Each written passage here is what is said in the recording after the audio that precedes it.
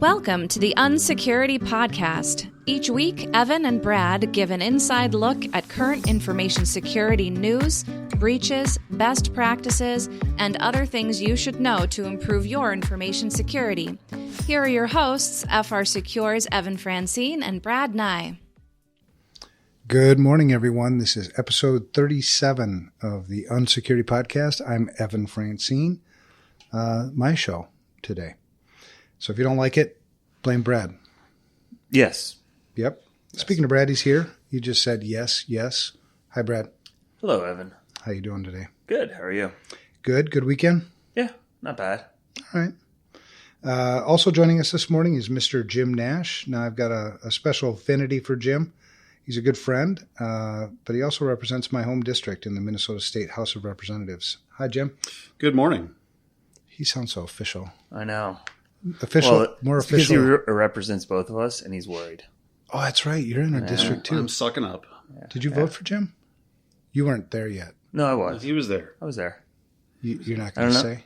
He said he voted for me. I like to make him sweat a little bit. I was recruiting for him. Sweaty. Sweaty. I was recruiting for him. He was putting signs in my yard. Yeah. How many signs did you put in my yard? Like 2. It seemed like like more than that. Yeah. I have a small yard.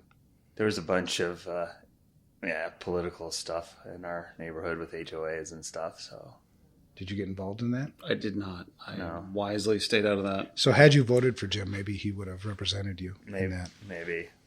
But I do work here as well. That's true. He does work at FRSecure. It's just like giving Jim grief. I appreciate it. But no, seriously, I am grateful for the work that Jim does.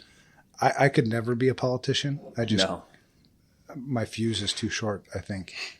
You're not allowed to use tasers in the house? No, they frown on that. See, not for me. I'm out. All right. So let's jump right in. We have a lot of things to talk about this morning. Real quick. What about last week? It went so fast, but last week we had our quarterly meeting, which means that here at FRSecure and Security Studio, we fly everybody in from all over the country. We've got people in Kentucky, Reno, or Nevada. Yeah, Reno. Reno's in Nevada, yep. Right? Florida, North Carolina. Missouri's coming soon. Today. His flight was canceled last night, so he'll be in today. His flight was canceled? Yeah. Well, who is he flying? American. The storm's in Chicago. Oh, I hate freaking Chicago. Everything was Chicago's blown awful. up. Everything about Chicago. If you wave a teaspoon of water over their airport, they shut it down. Yeah. For people who are from Chicago, my apologies, but every time I've gone there, I've had a bad experience. Yeah, so he'll be in today. But yeah, North Carolina, we've got Virginia, Florida, Kentucky, Tennessee, Reno. I think that's it. Okay. Bulgaria. Oh, yeah, but they didn't come. Bunch of Bulgarians. But it's always so much fun. We start the Monday off with kind of the whole company meeting where we talk about our results for the last quarter, which was, incredible. Again, another record quarter. And then we all go hang out on a boat ride for a while. And then you guys, I think they went out like every night last week and did something. Yeah, I'm still trying to recover. I'm not used to that. Right. But they all behaved themselves, and it was just really, really cool to see everybody. So that was agreed. It is fun. It's a lot of fun to get everyone up here and just hear, unfiltered, right, from the all the analysts and everything. Yeah, well, but more than that, I'd say that it's pretty clear when you get here in a big meeting why this place is consistently voted to be one of the best places to work. Mm-hmm. So many cool people. Yeah, there's cool people, management. You guys are okay. Talking about the other guys. Yeah, of course. But just the top-down leadership being more fun-oriented, less crack the whip. It's a very genuine place. Mm-hmm. So if we want another record this quarter, I think you said crack the whip, right? I said not cracking. Oh, the whip. not. Oh, yeah, no one likes that. I just heard crack the whip too. So. No one likes that. Okay. No one likes being kicked in the head with an iron boot. How about tasers here? We can use tasers here. You do you. Yeah. Note to self: avoid Evan this quarter. All right. But it was a great week. I just love it. It's so cool to just, there were times when I just sat sort of in the corner and just watched people. And cried? No. Well, no. Okay. But watch people smile and it's almost getting to the point where it's laughing. like, who is that? Oh, yeah. I'm pretty good on staying on top of it, but good Lord, there's a lot of people. Yeah, I know. A few years ago, I could name everybody. Now there's probably a handful where I'm like, God, Tom, John, what's up, dude? Steve, yeah, dude. What's up, dog? Yeah, it was nuts. We did the all company, and then we did breakouts, and so we did the operations breakout. And I was looking around, and it dawned on me that our analyst team is larger than the company was when I started. Wow, and that's only what 3 years. 3 years. 3 years was in 3 days, the 25th. Well, that's cool. So great week for sure. Quick update on the Civic Ransomware call to action. So 3-4 weeks ago, we had put out, it was after the 2 cities in Florida paid ransoms, which just pisses me off because I hate paying criminals. It feels like you lose because you lose. Right. So, created a bunch of, or maybe 3 ransomware posts, and we were asking people to email or mail or go talk to your mayor in person and just ask them about the readiness. Ask them in a respectful, helpful way, right? Not an accusatory, what the hell are you doing kind of way, but, so you can help. And it was really cool because, a dozen or so people took us up on that call to action, and they emailed us at our Proton Mail account, which is unsecurity@protonmail.com. And the responses are actually pretty cool. I mean, some of them I'm surprised. Some of them are like, okay, maybe you might want to follow up with this one. But overall, good responses, I think. Yeah. I think this won't surprise Jim, but government moves slowly, right? It's not always how you in the private industry or private sector you would expect it to go, but progress is progress. I used to be the mayor of the city that Evan and I live in, and it's always a topic of conversation. And the thing that pisses me off about cities that will do this, one, it means that they've missed the boat on backups, but 2, the taxpayers are paying for it. So people say, the city had to pay out this much money. Well, where does the city get the money?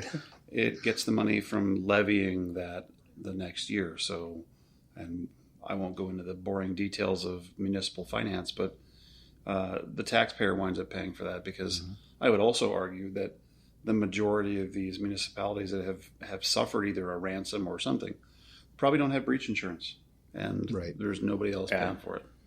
Well, and it's a loss everywhere, every way possible, because even if you had breach insurance, you pay a criminal $400,000-$600,000, and they're going to reinvest that money to attack Glencoe, the next town down. Yeah, that's the frustrating part too. Yep. It's so I was at the governor's Blue Ribbon Council, for which I'm a member, and we talked about this, and the majority of cities and many states don't have insurance. So our own state of Minnesota doesn't have breach insurance. They can't get it. They cannot get it because they still have too many data centers that are beyond porous. Yeah. And that's not an invitation for those of you out there, but it's just the simple reality. The ones that matter already knew that. Yeah, it's not a surprise. What? But so we'll sort of put that to rest a little bit until we see the next city pay the next ransom. And then we'll pick up that torch again. Torch? That's probably not the right word. Pitchfork? Pitchfork. There you go. Torches and pitchforks. You're good. All right. So that was good. Did you guys notice that last week I finished up the 100 Days of Truth? I started that on April 8th and finished up last week. So I saw that and I was like, it's already been 100 days. I know, yeah, it seemed like it went fast. It did. Except for trying to come up with 100 things that were truths. Well, now you need 100 days of falsehoods. Well, that's what. So people were asking, So for people who weren't following along, I started in April 8th with this hashtag 100 Days of Truth. And it was information security truths. We started with obviously 1, went all the way through to 100. Is that how that works? Well, it did in this case. Wow. I know. I ran out of fingers and toes. But it was really cool because people started, kind of following along. And at the end, people are like, so what are you going to do now? Now that it's over. Take a break? That was hard. No. I don't take breaks. So, the marketing team put together a nice blog post with all 100 days, listed. So there's kind of a digest there. Those marketing people, good folks. They are good folks. But I think... Well, Jim works on the marketing team. Yeah, well, Yeah, well, Jim's a good folk. I voted for him. Don't get carried away. Oh, yeah. You'll get my vote next time, too. Okay. You running again? Yes, I am. When is the next election cycle? Next year. Oh, all right. But I'll declare now I'm running again. Should I, what can I do to help? Signs? That interpretive dance you've been promising. Yeah, you should get that thing done. That is going to lose you votes. Get that done. That is going to lose you votes, for sure. You do not want to see this body in any kind of movement like that. But anyway, so the marketing team put together this thing, really cool. And then I think I'm going to make an ebook out of it, where each one of those truths, because really in 140 characters or less, people can interpret things, read more into what I'm saying than what I intended. So I think what we'll do is we'll just take each one of those truths, follow it up with just a short 1-2 paragraph to explain what it means. Clarification on it. Yeah, and then put it into a book with an opening and what have you. But then I think another thing we'll do, and I was going to do an audiobook. Can you imagine listening to this voice for hours on end? It's not without alcohol. Every week. Yeah. Oh, geez, we could bundle it with vodka. Yeah. Get your free audio. Make a little drinking game out of it. There you go. Every time Evan says, pissed. Yeah, right. We'll do another drink. But then I thought maybe, let me ask you guys and see what you think. 100 Days of Lies. Well, I know you just sort of suggested that. So. What do you think? Well, I think one of the lies should be what we're talking about next. But yeah, I think that's good. Yeah, I think that will probably be easier. Well, I think it'll catch people's attention. I mean, just imagine this one. Information security is a man's game. Which is complete BS. Right. Hashtag 100 lies, right? I mean, that's a lie. Even though, 70, 80% of our industry is male. Right. So I don't know. It'll get people's attention. Yeah. That's for sure. Because I love that first one because I serve on the board of advisors for Metropolitan State University's MinCyber department. And over half of those students are female. Good. That's good to see. Yeah. So I think you should throw in there that spray cheese is real cheese because it isn't. That could be one of your topics. But it tastes good. No, it does not. Oh, I don't know. I'll do it. I dare you. Get some spray cheese in here next week. We're doing spray cheese. Oh. I think Brad's with me based on that crackers. Sound. All right. Maybe not. It's not cheese. All right. So that's the 100 Days of Truth. I think it was good. It was fun. If you haven't checked it out, it's just hashtag 100 Days of Truth. Hashtag. All right. And then next, this is something, and this is one of the reasons why. So this is Jim's second time on our show. The first time, I don't remember where we were. Oh, we were recording way back when on Zoom. It was all remote. It was all on Zoom. Now we've got like equipment and stuff. We're almost grown up here. Let's not go crazy. Man, I hope not. All right. 100 Days of Lies. That's one that's going to go on the lies. But last week, Jim and I were outside just kind of talking, and it brought something to my attention.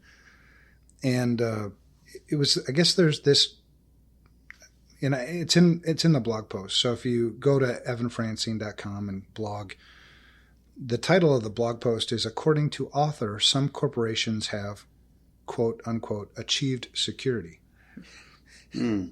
Like security is an absolute. It's like you've achieved Zen. Right. I know a couple that have achieved security. They shut down. Out of business. Yeah. Exactly. No computers, no moving parts. So in that blog post, I summarized sort of our discussion. Jim says, there's a guy out there claiming that there are unhackable companies. And I'm like, unhackable? He's like, yeah, unhackable. I'm like, no way, man. I mean, that's crazy. Who is this guy? Let's dig in. So he sent me this link to an NPR show transcript. And the show is All Things Considered, hosted by Ari Shapiro, who's a well-respected, renowned journalist. Right. I mean, the guy is not some run-of-the-mill. Fly by night? Yeah, something like that. He's certainly not doing a podcast in a warehouse. Fly by night. So fly by night was sort of the right thing, and I was thinking run-of-the-mill, so I was going to say fly by the mill. There we go. Or it's a new one. You're an author. You can make that stuff up. That's true. Can I do that? Do it. I'm doing it. All right. Run of the mill. Run of the night. Fly by the mill. Fly by the mill. So anyway, he sent me this link. I read through it, and there's some sort of troubling statements that are made. And the person that Ari Shapiro is interviewing is Richard Clark. Now, Richard Clark used to be the National Coordinator for Security, Infrastructure Protection, and Counterterrorism for the United States. A czar? Wasn't he called a czar? I think so. Yeah. For a number of years. I think he served not just in that position was 5 years, but he also served under like 4 or 5 presidents. He's done a lot. Yeah. So well respected too, right? And this isn't his first book. This is book like 10 for him. Mm-hmm. And the title of the book, what is it? Fifth Dimension? Domain. Fifth Domain. Yeah, there he is. The Fifth Domain. So I'm just going to read it for the listeners, and then let's talk about it. So Shapiro says, one line in the book stood out to me from somebody who was talking about election security, but could just as easily have been talking about other aspects of cybersecurity. And the line is, our house was robbed, so let's at least lock the door. The problem is there are so many doors in the United States, 50 states, thousands of counties, who knows how many private businesses. It's like 6 million. Each one of them is a target. So is it naive to think that anyone could prevent the house from being robbed again? That's his question to Mr. Clark. Mr. Clark says there are major American corporations that have achieved security, cybersecurity. Was he doing air quotes when he said that? I don't know. No, you can kind of envision that, right? Right. You can kind of envision that. They don't like to attract attention to themselves. They don't like me using their names, so I won't. But there are big American companies that have done it. 10 years ago, when we wrote the book Cyber War, we said no company is safe. If the Russians or Chinese want to get into your network, they can. Now we're saying that's no longer true. So is that implying that a company is unhackable? Yeah, to me it does. That is. And I'll say Ari Shapiro's question and lead up was actually really good too. Mm-hmm. Yeah. I thought so. But my question to him is, if the FSB can get hacked and have 7 terabytes of data, how in the world are you stopping it from a private company? Right. Or the NSA loses 50 terabytes of data. And so Evan and I are reading this article out loud. And I'm like, well, let's just listen to the interview because there's a link at the top of it for the audio that came from it. And sure enough, the guy actually said what you read, because when I read it, I'm like, there's no way. I didn't just read this. Turns out he said it. And I think he believes it because later on he goes on to explain how it happens. So Shapiro then asks him, do you have something, Brad? Well, now I'll let you go. Oh, so I'm sure we'll talk about it. Yeah. So Shapiro goes on. What do the companies that have not been successful? Sorry, let me start over again. What do the companies that have not been successfully hacked have in common? What are they doing right? Clark says the companies that are resilient spend more money on it and have a better governance model. Does he have something to sell them? Well, you're starting to think that, aren't you? Okay. Just questioning it. And they have a better governance model. Like there's some other super secret governance. I can tell you from experience, governance is always just super well accepted. Well, and people just love it immediately. Yeah. And yeah. But this is a better one. And so the guy in charge or gal in charge reports to a much higher level official. They're not buried like a Zen master or right. like a Yoda-like figure. When I have so many stories where this is just BS, but they're not buried in bureaucracy of the company. And in terms of just a raw metric, the companies that are successful at this. So good companies. Good doesn't mean perfect, and non-hackable right means implies perfect. Yeah. But they're spending 8 to 10% of their IT budget securing their networks. There are banks in New York that are employing thousands of people and spending hundreds of millions of dollars each year. So I break that down in the blog post, like, okay, let's go through math and logic on this. And because he certainly didn't. Obviously not. Well, does he not have any private sector experience or understand what risk is? Can you guarantee me that? We've been driving for a long time, right? The roads are pretty safe nowadays. Can you guarantee me, if I spent more money on my car, right, I could guarantee that I wouldn't get hit? Or maybe if I had a direct link to the Department of Transportation.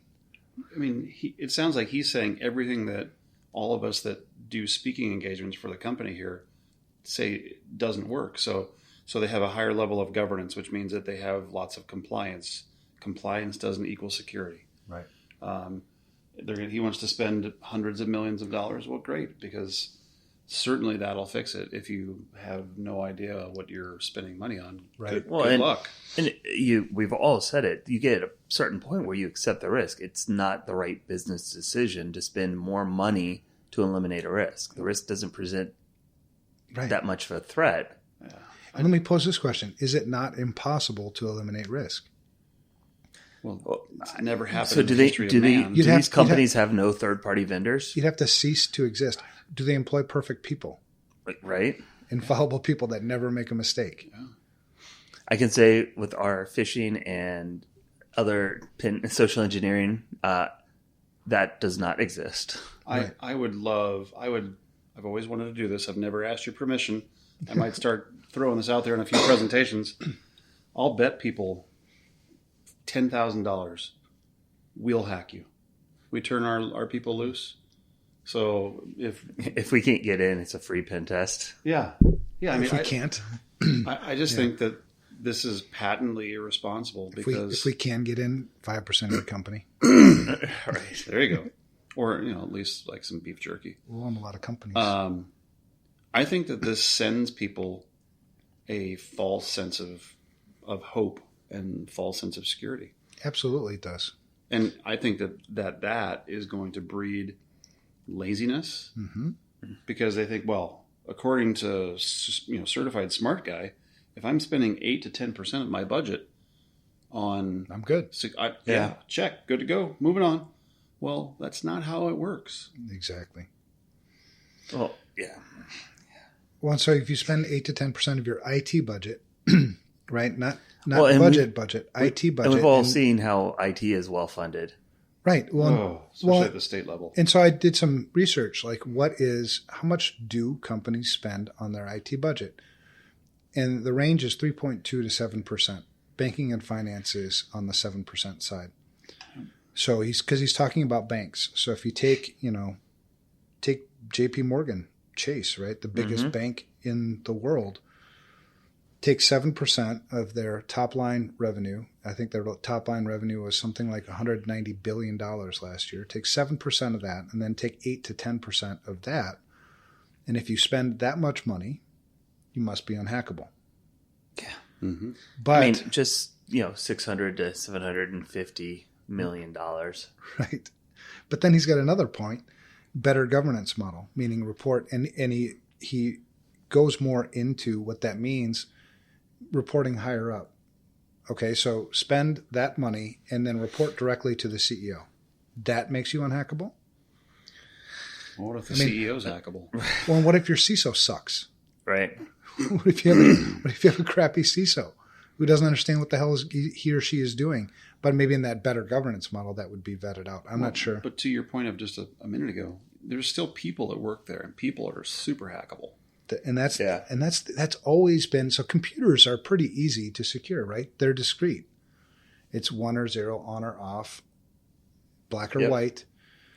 When you throw people are analog, right? Mm-hmm. They're all over the place. Sometimes you look at people. I mean, we've all done it. Haven't you ever done anything and gone like, why the hell did I just do that? Yes. Like every Tuesday. Right. I did that this morning. Yeah. When I woke up, I was like, why the hell did I do this? No, I didn't. I was excited. I think I would love to call this guy out publicly. Well, I guess we are, since we're publishing this. Mm-hmm. I think that he owes actual people in the industry an answer as to what is it these people are doing with all this money that gets them to where you view them as unhackable. Well, and to give people, because I do like to give people the benefit of the doubt, maybe he just misspoke. Maybe this isn't what he meant. But I read it like 5 times. We listened to it. I know. We listened to the dude, and he didn't equivocate. He wasn't stumbling on his words. So, yeah. Well, and I was wrong. JP Morgan was $109 billion. Because I did the math. $109 billion, and they spent $610 million, $763 million on information security. That's what it would end up be. With the math. But then, there's the people part. So, what else do we have? Oh, but then he goes on. There's more. We're not done beating this. Is this horse dead yet? No. It's not dead. But wait, there's more. There's like a pair of Ginsu knives or a bamboo steamer. Yeah. Right. What's that? Who's that guy? Ron Popeil. Ron Popeil. All right. So Shapiro says, you've said the government has acknowledged that it is hackable, and that companies have figured out how to get the upper hand and prevent themselves from being hacked. Why can't the government learn the lessons that these companies have learned? Well, Mr. Clark says, I think part of the problem is the federal government. You could just stop there. Yeah. Which For has almost any question. but no. Which has maybe 40 to 50 major departments and agencies. It seems like it has a lot more than that. There's more. Insist that they all defend themselves. I don't think that that should be the job of every federal agency. What we propose in the book is that the government create one single cybersecurity office for all the little agencies and departments that can't do it. This is what's done in the private sector. A lot of companies don't do it themselves. Shapiro says they outsource it. They hire a contractor.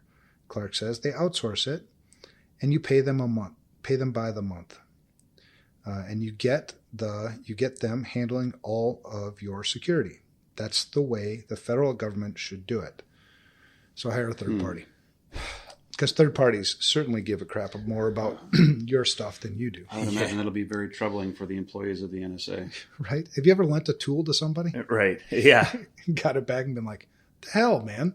Well, I mean, we see it all the time, right? Right. MSPs that are doing it have a misconfiguration. Right. And then they investigate their own misconfiguration. Anyway. It helps, right? We are consulting, but if the company doesn't buy in and doesn't want to make it happen, it doesn't matter how good the consultant is, how good the outsourcing is, you never get traction. Right. It's still the company's risk. It's still, they have to accept it and make those decisions. They have to do something. And I've told clients that so many times. I mean, you talk about truth, right? We opened somewhat with the truth. I've told companies so many times, look, your security is not my problem as much as it is yours. Yes, I get hired to do your security, but if you don't take my recommendations, if you don't do the things that I asked you to do, it's on you. Right. Yeah. It's so frustrating.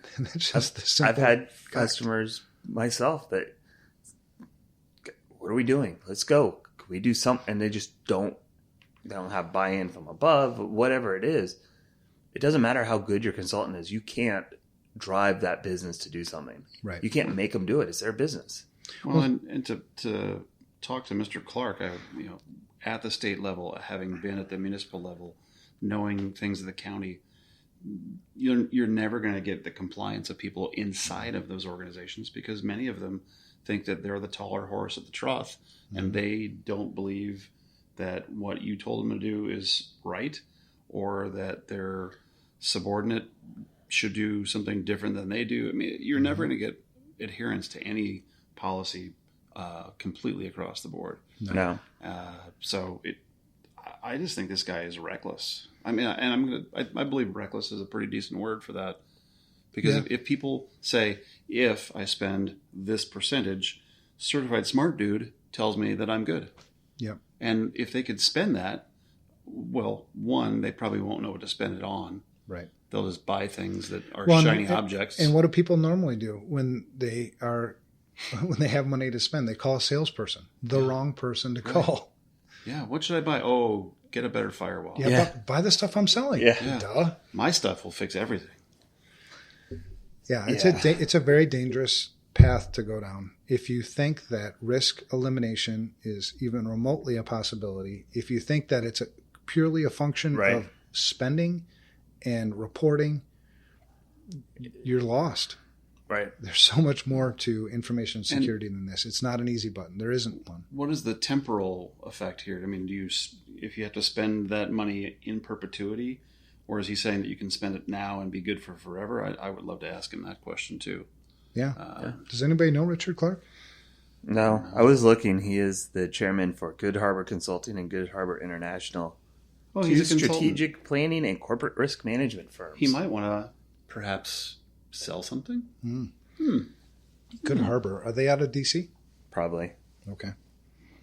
Throw down the gauntlet. Yeah. I would guess probably so, just given his background.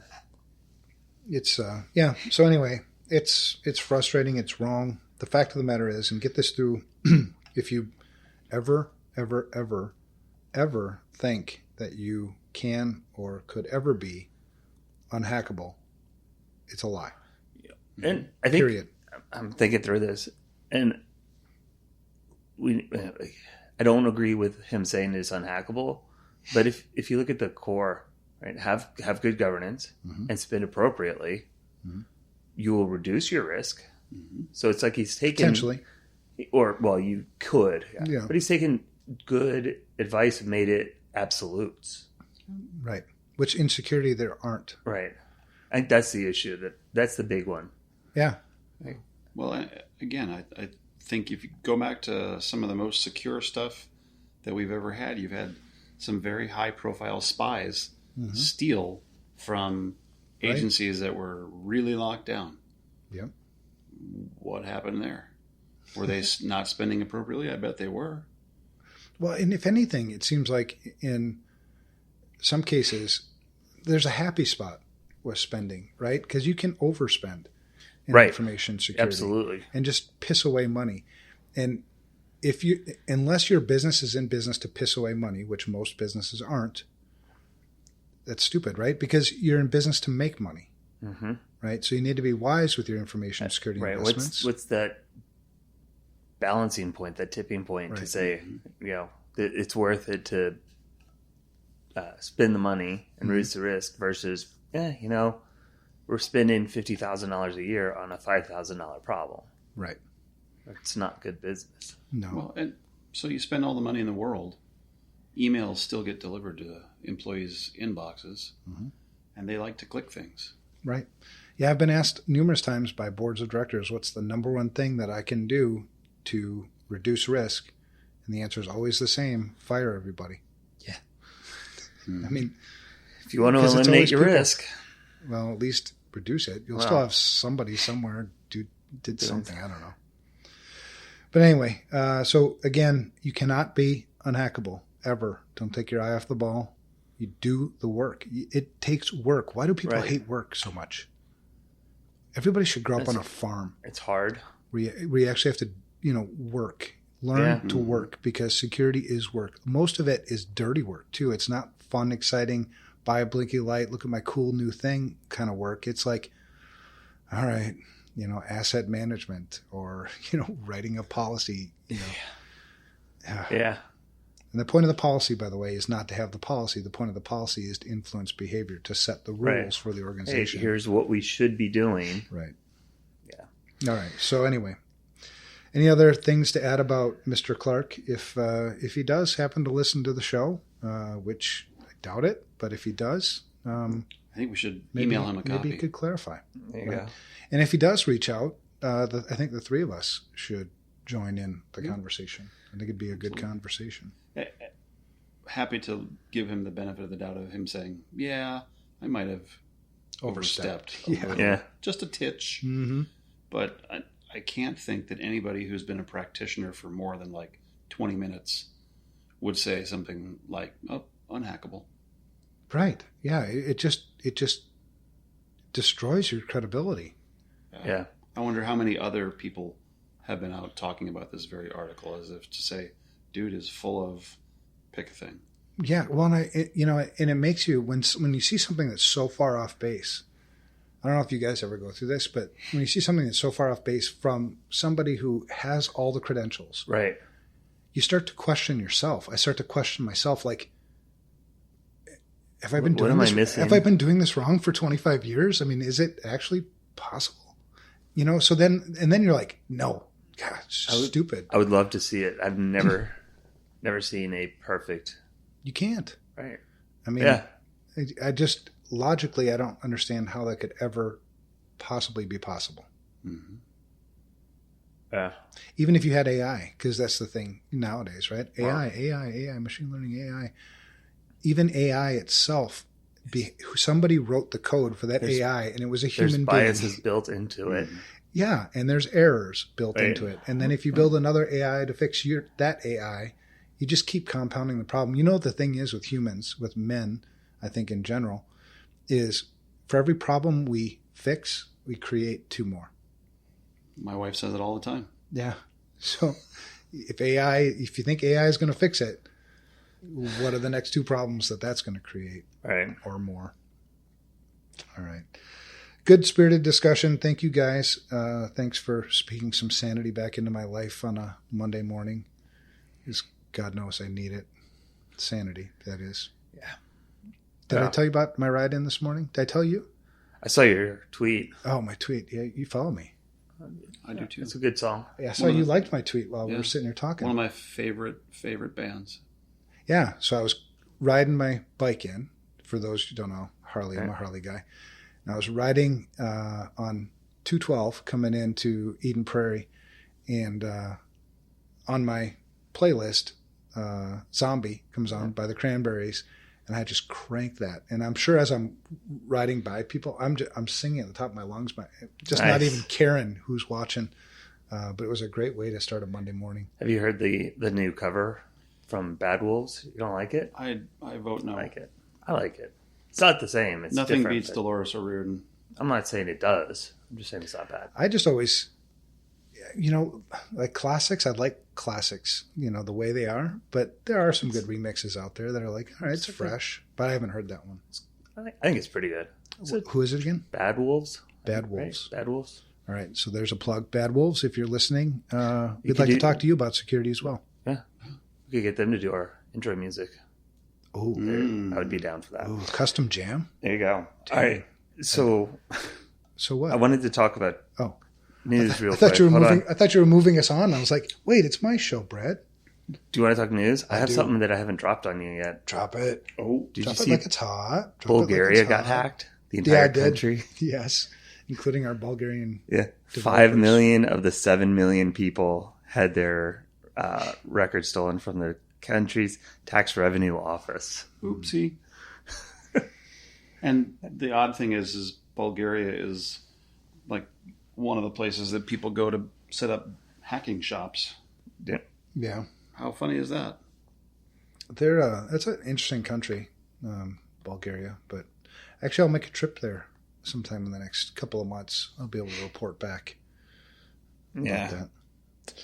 All right. So good discussion. So let's get on to I'll plug one other thing. Yeah, plug it. Hope to join you here plug it like it's in the near future that we will be announcing a new product.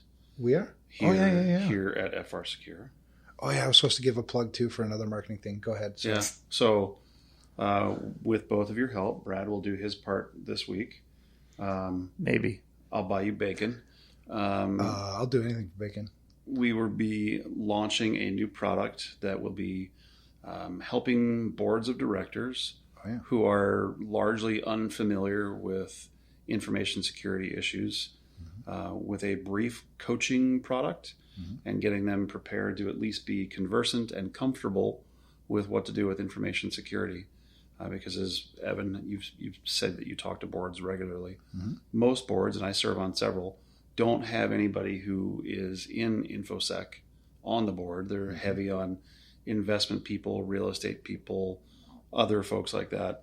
And they're generally afraid of what it looks like. So as we get closer to that launch, that'll be sometime hopefully later this month, once I buy Brad that bacon. How much bacon? A lot of bacon. All the bacon. Like, what's a lot? Is that like 4 pounds? Couple pounds. Couple pounds? Yeah.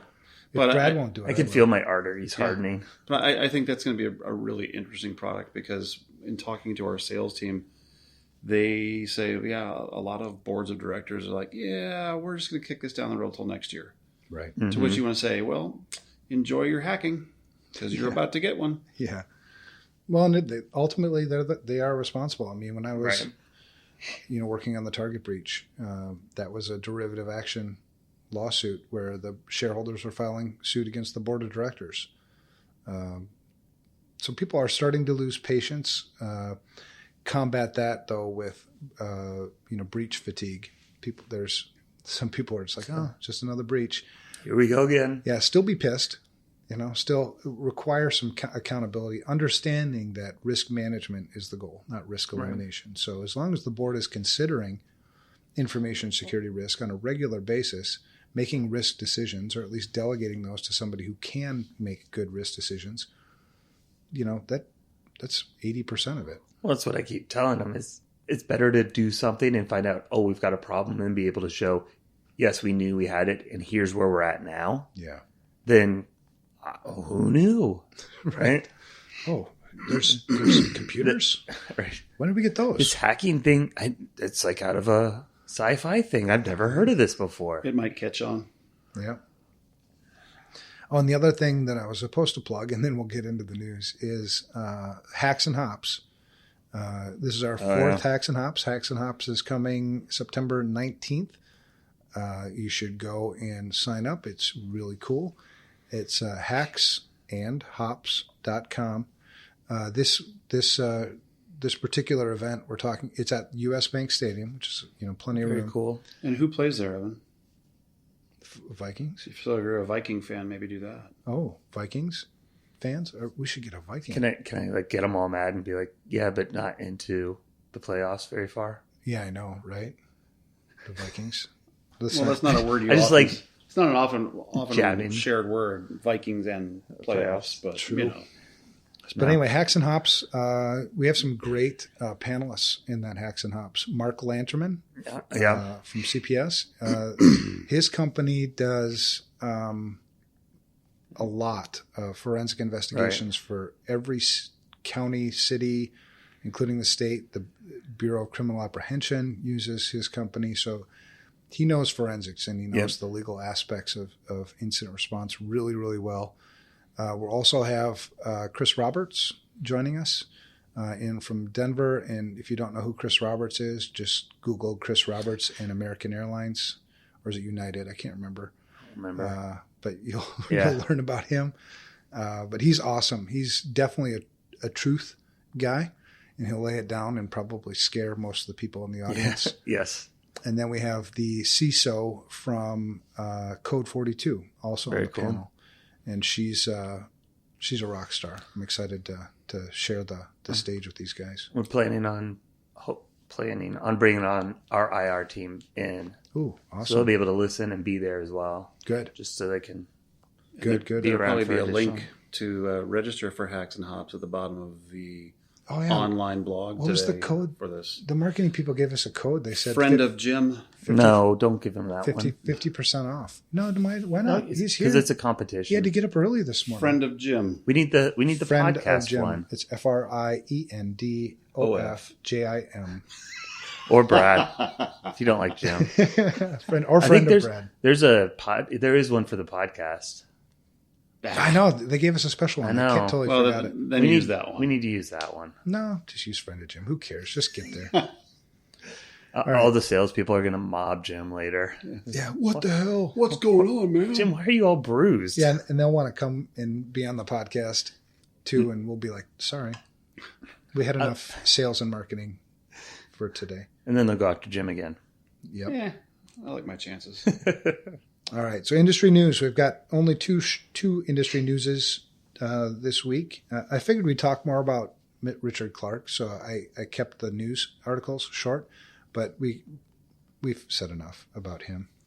So the first one is Slack response. Passwords reset after 4 years. Do you remember the Slack hack in 2015? I wasn't using Slack. No, I wasn't using it, no. Anyway, this is Graham Cluey, who also runs a pretty awesome podcast, I think. At least got many listeners. The title of the article is Slack Response, Passwords Reset 4 Years After Data Breach. So in March 2015, that's when Slack announced that they had been hacked in the previous month.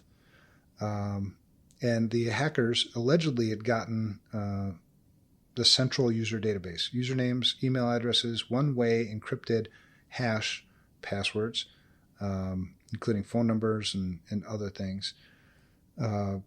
They said at the time that there was no indication that the hackers were able to decrypt any of the passwords, so I don't know what hashing function they were using. I don't, like I said, it was 2015, so I wasn't using Slack back then. And there's been a few things that have happened in our industry in the last 4 years, I'm guessing. It's come a little ways. Yeah. It seems like every week. I had trouble remembering what we did last week. Right. But anyway, they made a new announcement recently, last week. And this is, again, over 4 years after the attack.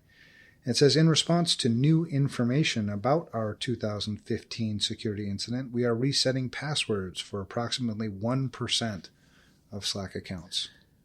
I don't know what this means. I read it as they didn't do a site-wide password reset after the breach. And those people are the ones they've identified that haven't changed their password in 4 years. Oh, good. I bet you're right. So 1%. So 99% of the Slack users had in the last 4 years either they're changed inactive their password. and deleted or have changed passwords. Brad, what's that little sign that you have hanging in your office about passwords? What does that say? Something about underwear.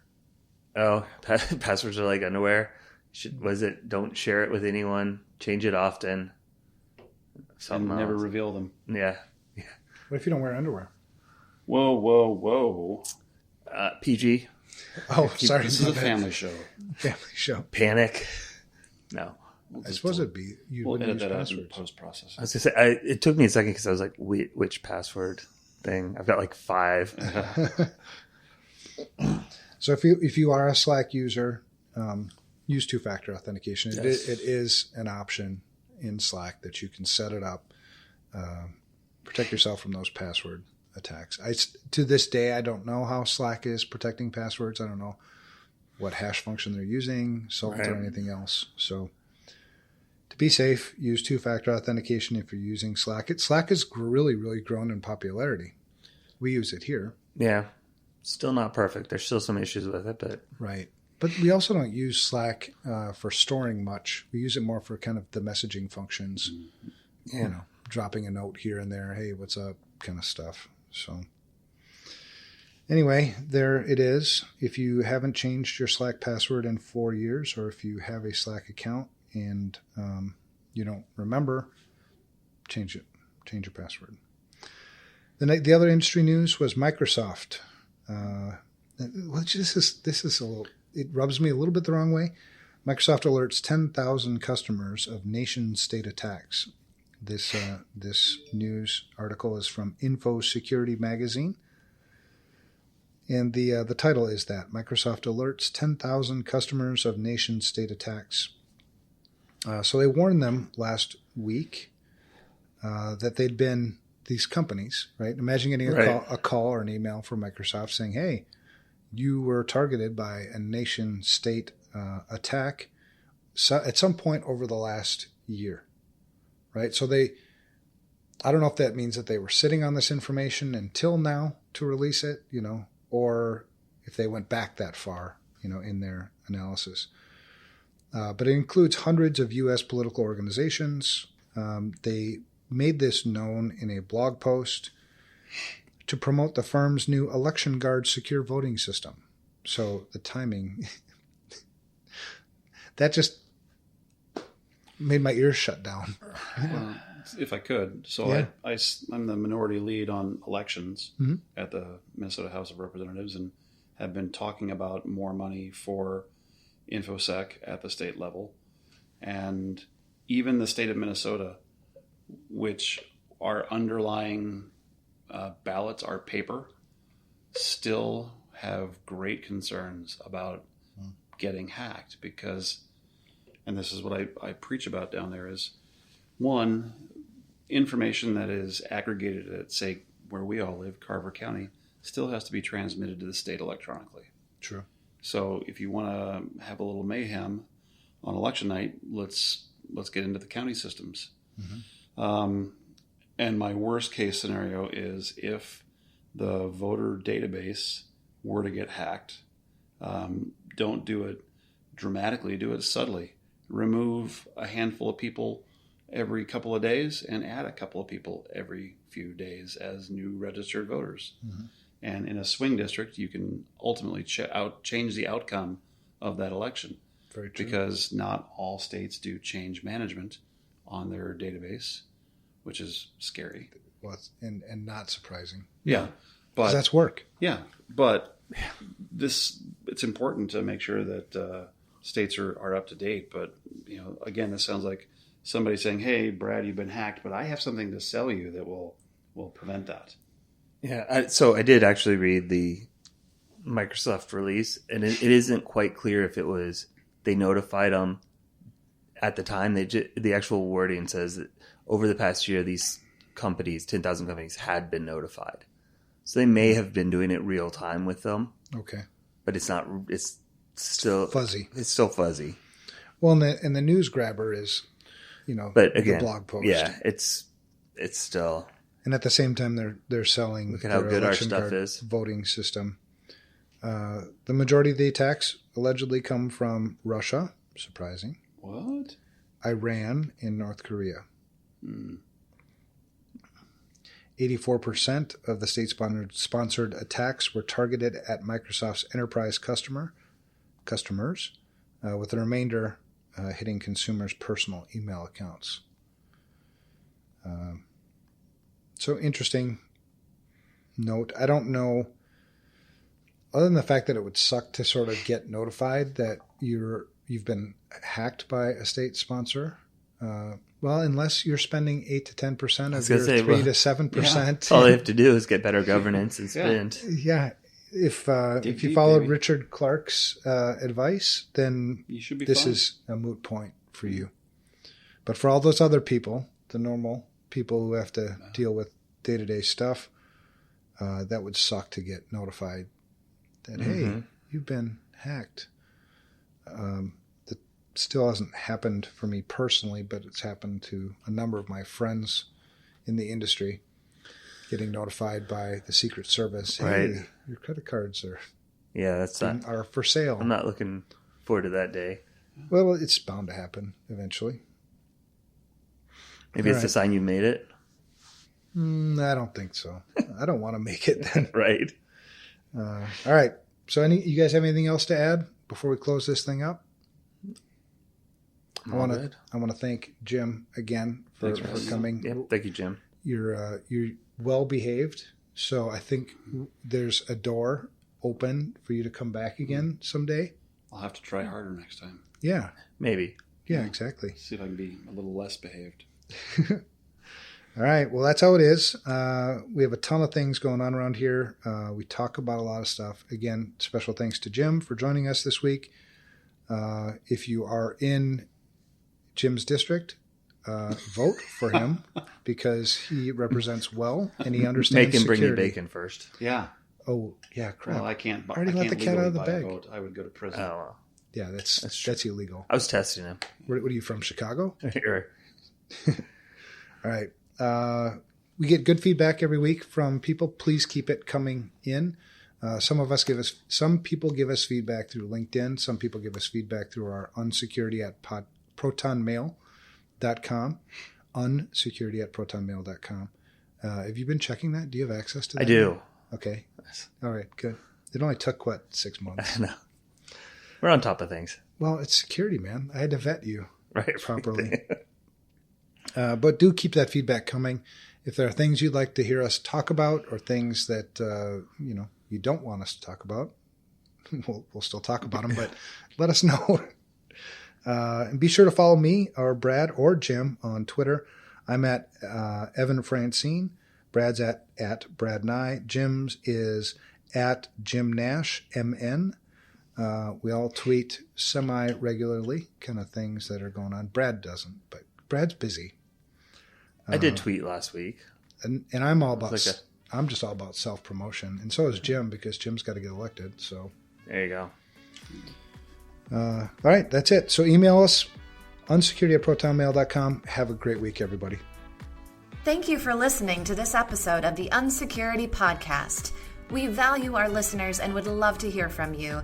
Give us your feedback by emailing us at unsecurity@protonmail.com. That's UNSECURITY at PROTONMAIL.com. Be sure to tune in next week to hear the latest insights from Brad and Evan.